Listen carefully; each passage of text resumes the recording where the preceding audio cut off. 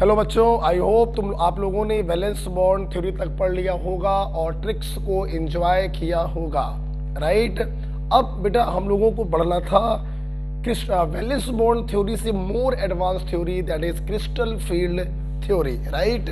तो आओ बेटा देखते हैं क्रिस्टल फील्ड थ्योरी। इसे बच्चों शॉर्ट में CFT भी कहते हैं। वैसे आपने मुझसे जब वैलेंस बॉन्ड थ्योरी पढ़ा है ना, तो क्रिस्टल फील्ड थ्योरी आप पढ़िए चाहे ना पढ़िए, मतलब आप क्रिस्टल फील्ड थ्योरी से जिस सवाल को कर सकते हैं उसको वैलेंस बॉन्ड थ्योरी से भी कर सकते हैं। मैं कहना ये चाहता हूं, पढ़ना तो पड़ेगा आपको। तो क्रिस्टल फील्ड थ्योरी के बारे में सबसे पहले मैं बताना चाहूंगा by Bethe and Van Vleck. बच्चों क्रिस्टल फील्ड थ्योरी के बारे में बताया था बेथ और वॉन ब्लैक में। अभी थ्योरेटिकल पॉइंट से लिखते रहिए साथ में। Next point, they assume purely electrostatic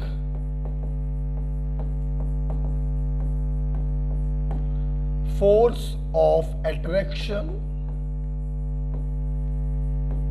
between ligand and center metal। ये जो बड़ा क्रिस्टल फील्ड थ्योरी है ना, ये कहती है कि पॉजिटिवली चार्ज मेटल और निगेटिवली चार्ज लिगेंड के बीच में इलेक्ट्रोस्टैटिक फोर्स ऑफ अट्रैक्शन लगता है, मतलब आयनिक बॉन्ड बनता है। कोई ऑर्बिटलों की ओवरलैपिंग नहीं होती, कोई कोऑर्डिनेट बॉन्ड नहीं बनता। ये एज्यूम किया क्रिस्टल फील्ड थ्योरी ने। जबकि वैलेंस बॉन्ड थ्योरी ने क्या कहा था कि लिगेंड के फुल फील्ड ऑर्बिटल मेटल के वैकेंट ऑर्बिटल से ओवरलैप करते हैं और कोऑर्डिनेट बॉन्ड बनाते हैं। जबकि क्रिस्टल फील्ड थ्योरी कह रही है ऐसा कुछ भी नहीं है, लिगेंड और मेटल के बीच में सिर्फ इलेक्ट्रोस्टैटिक फोर्स ऑफ अट्रैक्शन लगता है, राइट बेटा। Next point, when ligand approaches center metal, its electron causes repulsion in d electron of metal, leading splitting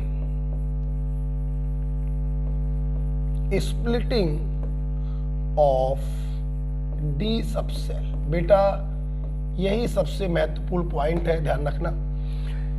Beth और वॉन ब्लैक ने दूसरी बात क्या बताई, भाई बच्चों लिगेंड के पास इलेक्ट्रॉन तो होते ही है, लोन पेयर, जिससे वो सेंटर मेटल को डोनेट करता है।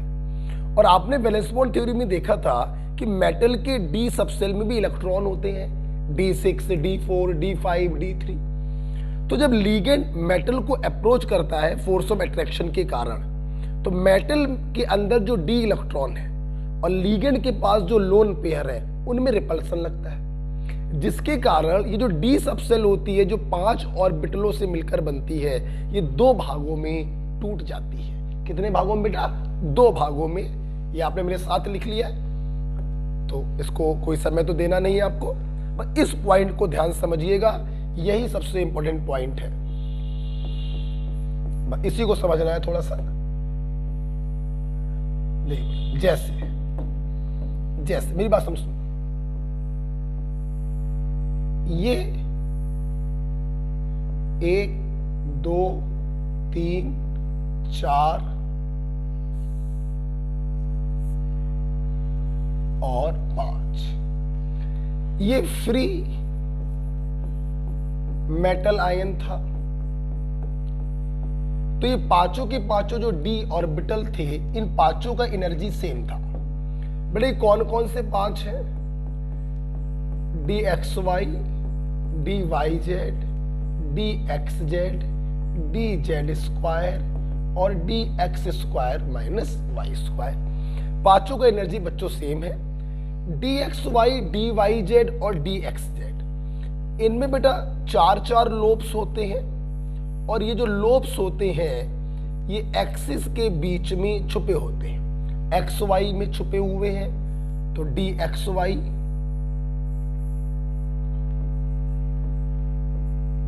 वाई जेड के बीच में छुपे हुए हैं तो डी वाई जेड, और एक्स और जेड एक्सिस के बीच में छुपे हुए हैं तो डी एक्स जेड। ये 3 हो गए। D X square minus Y square क्या होता है, उसके जो लोब्स होते हैं वो एक्सिस के अलोंग ओरिएंटेड होते हैं। ये D X square minus Y square है, और डी जेड स्क्वायर जो है ये अकेला ऐसा डी ऑर्बिटल है जिसमें 4 के स्थान पर 2 लोब होते हैं। ठीक, अब देखो होता क्या, ये 5 डी ऑर्बिटल का डायग्राम होता है। इन तीनों का ओरिएंटेशन एक जैसा है बिटवीन द एक्सिस, और इन दोनों का ओरिएंटेशन एक जैसा है अलोंग द एक्सिस। इसीलिए बच्चों इन तीनों को हम लोग नॉन एक्सियल डी ऑर्बिटल भी कहते हैं, और इन दोनों को हम लोग एक्सियल डी ऑर्बिटल भी कहते हैं। अब सुनना, जब तक मेटल फ्री होता है तब तक इन 5 का एनर्जी सेम होता है। अब क्या हुआ, लीगेंड अप्रोचेस,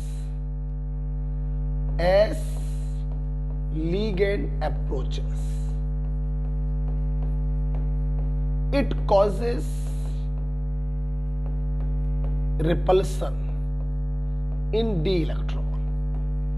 तो जब रिपल्सन होता है तो क्या होता है बेटा, इन तीनों का ओरिएंटेशन एक जैसा है, ये तीनों एक जैसा रिपल्सन फील करते हैं, और इन दोनों का ओरिएंटेशन एक जैसा है, ये दोनों एक जैसा रिपल्सन फील करते हैं। तो ये जो डी ऑर्बिटल है ये इस प्रकार से बीच से टूट जाता है 2 सेटों में, 3 ऑर्बिटलों का एक सेट बन जाता है और दूसरा सेट बन जाता है 2 ऑर्बिटलों का। 3 ऑर्बिटलों के सेट को हम T2G कहते हैं और 2 ऑर्बिटलों के सेट को हम EG कहते हैं। आपसे कोई पूछे कि 3 ऑर्बिटलों के सेट में कौन कौन से डी होते हैं, तो नॉन एक्सियल वाले डी होते हैं T2G में, क्योंकि इनका ओरिएंटेशन एक जैसा है। और इसमें कौन कौन से होते हैं, एक्सियल वाले होते हैं EG में, क्योंकि इन दोनों का ओरिएंटेशन एक जैसा होता है। तो दिस इज एक्चुअली हम लोग जिसे कहते हैं क्रिस्टल फील्ड थ्योरी। जब कोई लिगेंड किसी मेटल को अप्रोच करता है तो लिगेंड के इलेक्ट्रॉन मेटल के डी ऑर्बिटल में रखे इलेक्ट्रॉनों में रिपल्सन लगाते हैं। नॉन एक्सियल में सेम रिपल्सन लगता है, वो तीनों एक साथ जाएंगे, और एक्सियल में आपस में सेम लगता है, ये दोनों एक साथ जाएंगे। लेकिन नॉन एक्सियल और एक्सियल में रिपल्सन डिफरेंट लगता है, तो ये दोनों अलग अलग हो जाते हैं। इस प्रकार से आप वीडियो को पॉज करके इसको लिख लें, मैं थोड़ा समय भी दे रहा हूं। This is crystal field theory. Metal और लिगेंड के बीच में कोई बॉन्ड सॉन्ड नहीं बनते, बल्कि इलेक्ट्रोस्टैटिक फोर्स ऑफ अट्रैक्शन लगता है। जब लिगेंड मेटल को अप्रोच करता है तो लिगेंड के इलेक्ट्रॉन मेटल के डी इलेक्ट्रॉनों में रिपल्सन लगाते हैं, जिससे ये 5 डी ऑर्बिटल 2 सेट में टूट जाते हैं। 3 ऑर्बिटलों के सेट को T2G और 2 ऑर्बिटलों के सेट को EG कहते हैं। ऑक्टाहेड्रल है तो T2G कहोगे, और टेट्राहेड्रल है तो T2 कह देना बस। ऑक्टाहेड्रल है तो EG कहोगे, और टेट्राहेड्रल है तो E कह देना, G हटा देते हैं बस। ठीक है, अब देख,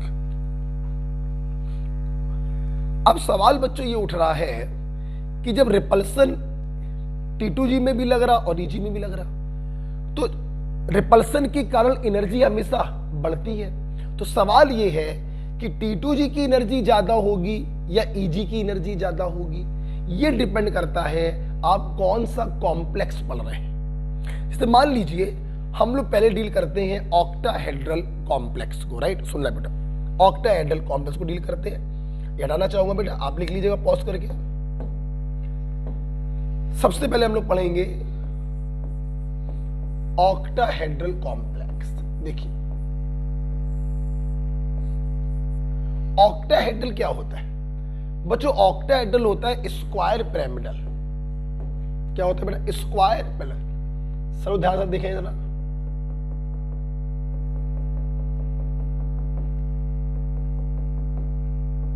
ये मेटल है,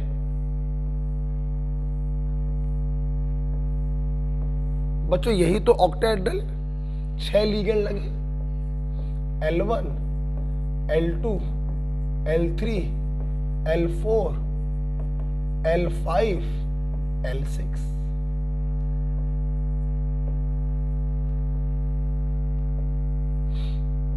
और अगर हम ध्यान से देखें तो लीगेंड जहां पे लगे हैं, अगर इस एक्सिस को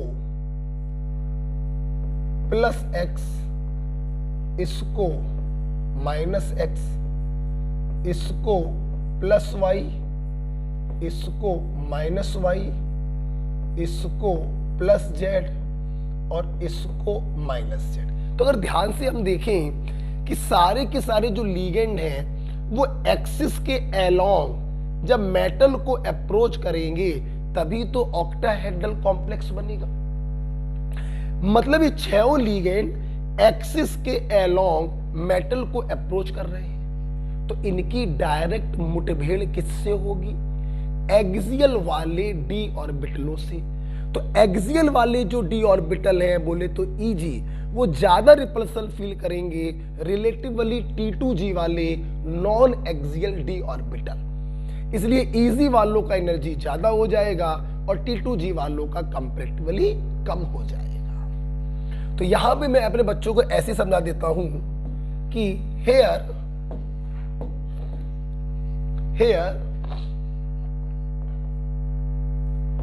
all ligand approaches center metal along the axis,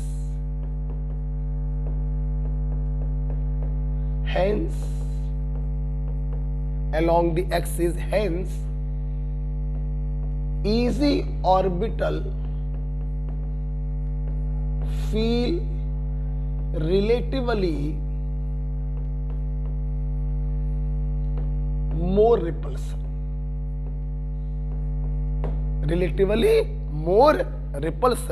इसलिए देखिए चलो बेटा, ये जो आपके 5 डी ऑर्बिटल थे फ्री स्टेट में,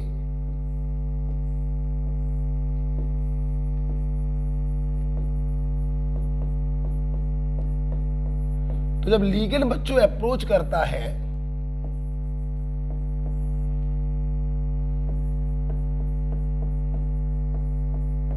तो ये 2 सेटों में टूट गए।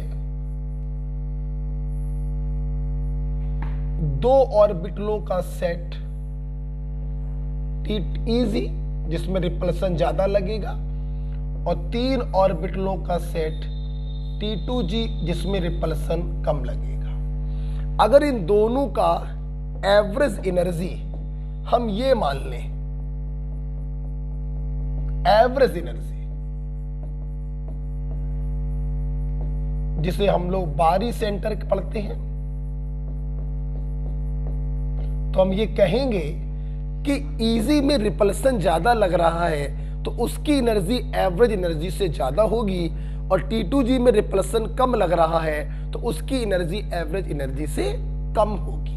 आप जानते बेटा, प्रत्येक इलेक्ट्रॉन जो Eg में इंटर करता है वो कॉम्प्लेक्स की एनर्जी को बढ़ा देता है बाई 0.6 डेल्टा नॉट, और प्रत्येक इलेक्ट्रॉन जो T2G में इंटर करता है वो कॉम्प्लेक्स की एनर्जी को घटा देता है बाई 0.4 डेल्टा नॉट।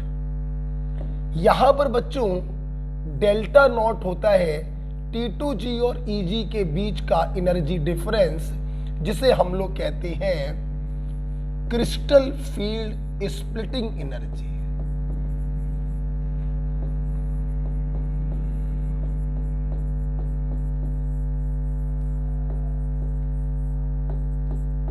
बच्चों बोलो क्या कहते हैं? Crystal field splitting energy, right. ये आपका होता है crystal field splitting in octahedral complex. Ligand axis के अलोंग अप्रोच करते हैं, इसलिए एक्सियल ऑर्बिटल ईजी ऑर्बिटल में ज्यादा रिपल्सन लगता है, उनकी एनर्जी एवरेज एनर्जी से ज्यादा हो जाती है बाई 0.6 डेल्टा नॉट। T2G में रिपल्सन कम लगता है तो उनकी एनर्जी एवरेज एनर्जी से कम हो जाती है माइनस का 0.4 delta not. Delta not is the energy difference called crystal field splitting energy. मैं अपने स्टूडेंट को यह भी बताना चाहूंगा, कभी कभी बच्चों डेल्टा नॉट के स्थान पर DQ लिख के आता है।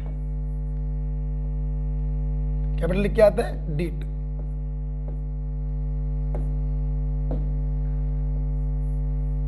One delta not equal to 10 DQ, इसलिए बेटा आप लोग चाहे तो 0.6 डेल्टा नॉट की जगह 6 DQ लिख सकते हैं और माइनस का 0.4 डेल्टा नॉट की जगह माइनस का 4 DQ लिख सकते हैं। This is called crystal field splitting in octahedral complex.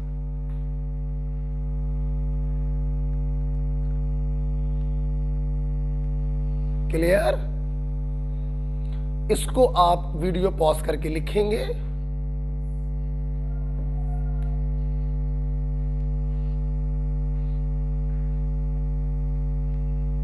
अच्छा बेटा, लिख लेंगे जब आप लोग वीडियो पॉज करके। तो यहां पर मैं आपको एक बात और बताना चाहूंगा। देखो बेटा, ये जो क्रिस्टल फील्ड स्प्लिटिंग एनर्जी होती है बेटा, ये डिपेंड करती है लिगेंड की स्ट्रेंथ पर। हमारा लिगेंड जितना ताकतवर होगा तो जब वो मेटल को अप्रोच करेगा तो उसके इलेक्ट्रॉनों में उतना भयानक रिपल्सन लगाएगा, और जितना भयानक रिपल्सन लगाएगा क्रिस्टल फील्ड स्प्लिटिंग एनर्जी उतनी ज्यादा होगी। तो हम ये भी लिख सकते हैं, हम ये भी लिख सकते हैं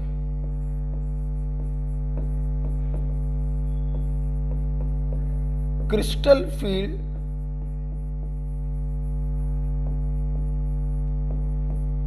splitting energy delta not is directly proportional to strength of ligand.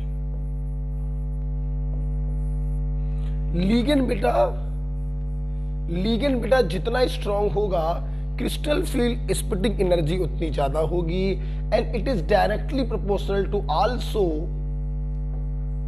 Charge on metal ion. Metal ion पे चार्ज भी जितना ज्यादा होगा अटैक उतनी तेजी से करेगा, अटैक जितनी तेजी से करेगा रिपल्सन उतना ज्यादा लगेगा, तो डेल्टा नॉट की वैल्यू भी बच्चों उतनी ज्यादा होगी। आप जानते हैं वैलेंस बॉन्ड थ्योरी में मैंने आपको स्पेक्ट्रोकेमिकल सीरीज बताया था, आप इसको पॉज करके लिख लीजिएगा, राइट। उस स्पेक्ट्रोकेमिकल सीरीज को हम लोगों ने कैसे बनाया? हमने एक मेटल लिया, उसमें डिफरेंट लिगेंड्स को लगाकर बार बार डेल्टा नॉट को कैलकुलेट किया। जिस लिगेंड के लिए डेल्टा नॉट सबसे ज्यादा आया, मतलब उस लिगेंड की स्ट्रेंथ उतनी ज्यादा, उसको स्पेक्ट्रोकेमिकल सीरीज में सबसे आगे रखा। और जिस लिगेंड के लिए डेल्टा नॉट की वैल्यू सबसे कम आई, मतलब उसकी स्ट्रेंथ सबसे कम, उसे स्पेक्ट्रोकेमिकल सीरीज में सबसे पीछे रखा। कहने का मतलब डेल्टा नॉट की मैक्सिमम वैल्यू होगी for CO and minimum value होगी फॉर आयोडाइड। यस, हमने स्पेक्ट्रोकेमिकल सीरीज एक्चुअली में डेल्टा नॉट को देखकर ही बच्चों बनाई है। तो आइए क्यों ना एक बार फिर से रिवीजन हो जाए उसी स्पेक्ट्रोकेमिकल सीरीज का, देखेंगे। स्पेक्ट्रोकेमिकल सीरीज, आज आपको ये समझ में आया कि स्पेक्ट्रोकेमिकल सीरीज बनी है on basis of crystal field splitting energy. सबसे आगे आपको तो याद ही होगा CO, CN, NO2, EN, ammonia, EDTA, NCS, water, oxalate, hydroxide, I, बर्बादी, सचिन, क्लास से फरार।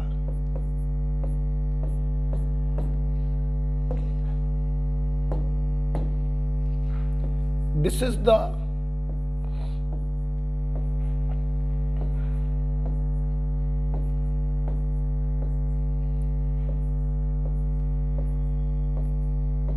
तो आप जानते हो बेटा, इसके लिए डेल्टा नॉट मैक्सिमम है और इसके लिए डेल्टा नॉट मिनिमम है। This is the strength of ligand.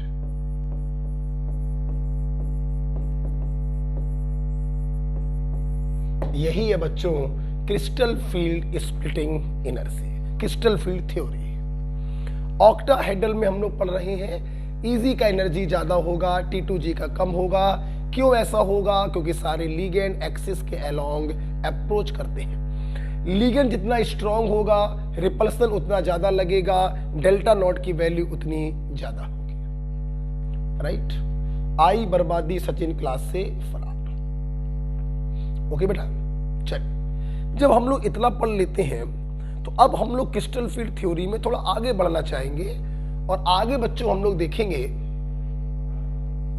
आप इसको पॉज करके लिख लीजिएगा। लिखने के बाद हमेशा थोड़ा सा सोचिएगा, फिर वीडियो को ऑन करके उसको आगे पढ़िएगा।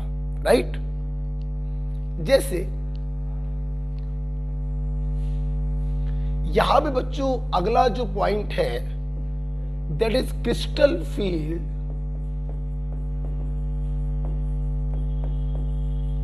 Stabilization energy.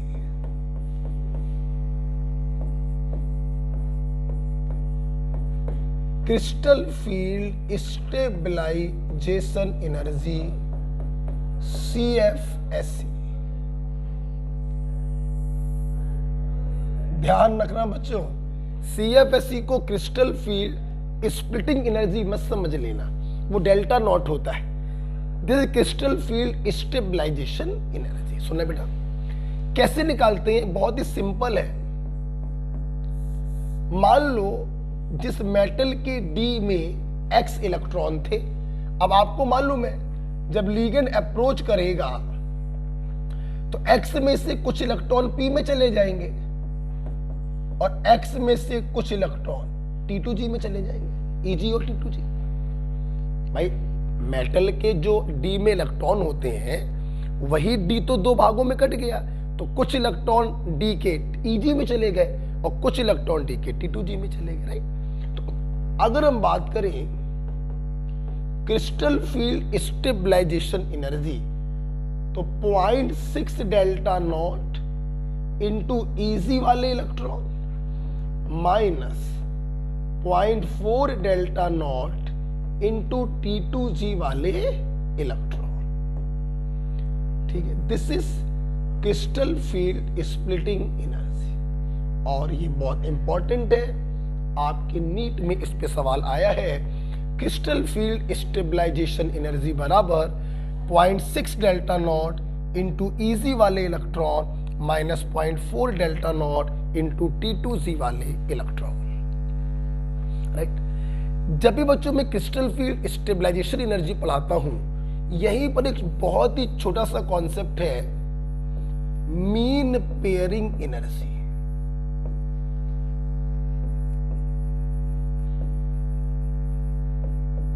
कैपिटल P यहीं पढ़ेंगे। What is mean pairing energy? नाम से लग रहा है, पेयरिंग मतलब जोड़ा बनाना। सुनो बेटा, दो अनपेयर्ड इलेक्ट्रॉन को पेयर अप करने के लिए जो एनर्जी देनी पड़ती है उसे हम कहते हैं मीन पेयरिंग एनर्जी। बच्चों, एनर्जी क्यों देनी पड़ रही है?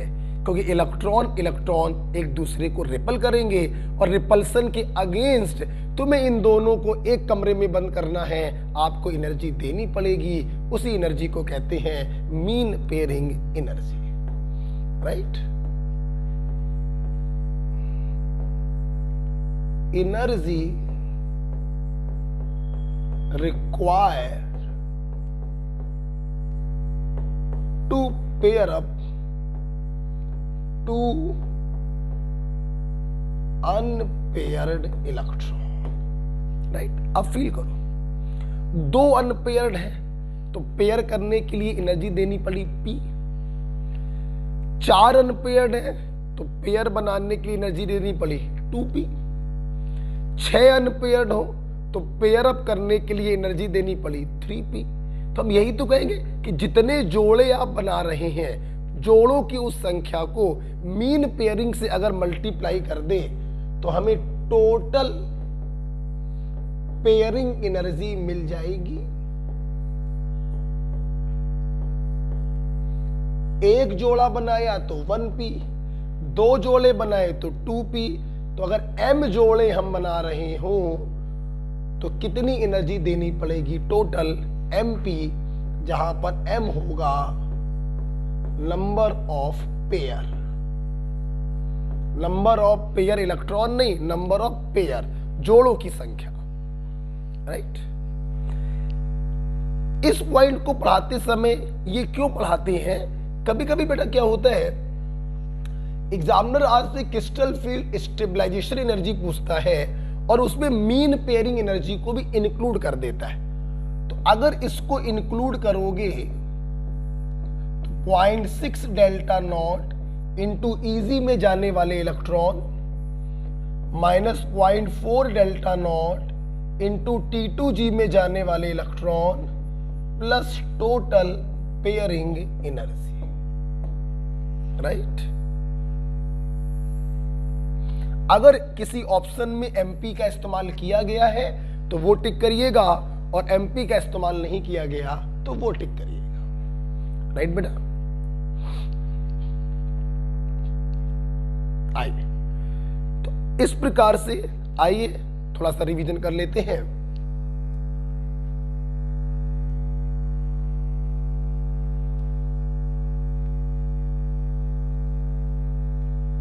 लिख लिया?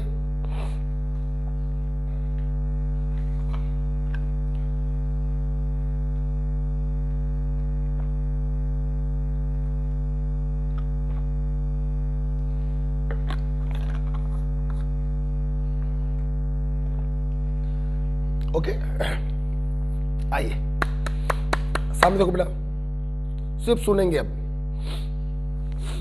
क्रिस्टल फील्ड थ्योरी हमसे कहती है मेटल और लीगेंड के बीच में कोई भी फोर्स ऑफ कोई भी बॉन्ड सॉन्ड नहीं बनता, कोई ओवरलैपिंग नहीं होती, बल्कि मेटल और लीगेंड के बीच में इलेक्ट्रोस्टैटिक फोर्स ऑफ अट्रैक्शन लगता है। जब लीगेंड मेटल को अप्रोच करता है तो लीगेंड के लोन पेयर मेटल के d ऑर्बिटल में रखे इलेक्ट्रॉनों में रिपल्सन लगाते हैं, जिससे 5d ऑर्बिटल 2 सेटों में टूट जाते हैं, एक्सियल ऑर्बिटल का सेट Eg और नॉन एक्सियल का सेट T2G।